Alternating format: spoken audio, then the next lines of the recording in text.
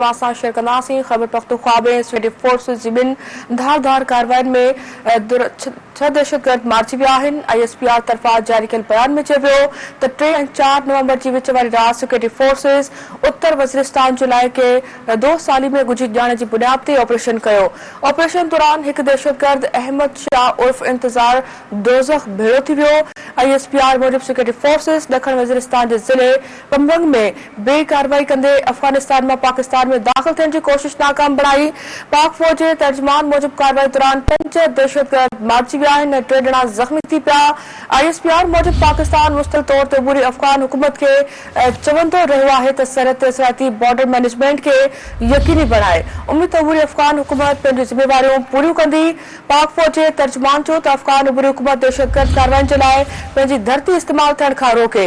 Security forces सरहदुनि खे महफ़ूज़ बणाइण ऐं दहशतगर्दी जी लानत खे ख़त्म करण जे लाइ पुरज़म आहिनि। नाज़रीन, अहम ब्रेकिंग न्यूज़ सां शेयर कंदा हलूं। ख़ैबर पख्तूनख्वा में सिक्योरिटी फोर्सिस जे ॿिनि धारदार कार्रवाइनि में 6 दहशतगर्द मारिजी विया आहिनि।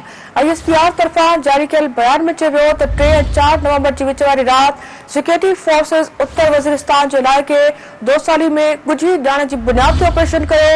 ऑपरेशन दौरान हिकु दहशतगर्द अहमद शाह उर्फ इंतज़ार दोज़ख भेड़ो थी वियो।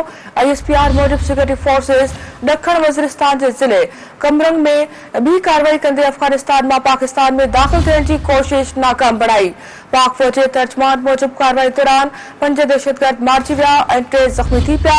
ISPR मूजिब पाकिस्तान मुस्तक़िल तौर ते उभरी अफ़गान हुकूमत खे चवंदो रहियो आहे त सरहद ते असराइती बॉर्डर मैनेजमेंट खे यकीनी बणाए। उम्मीद त उभरी अफ़गान हुकूमत पंहिंजी ज़िम्मेवारियूं पूरियूं कंदी।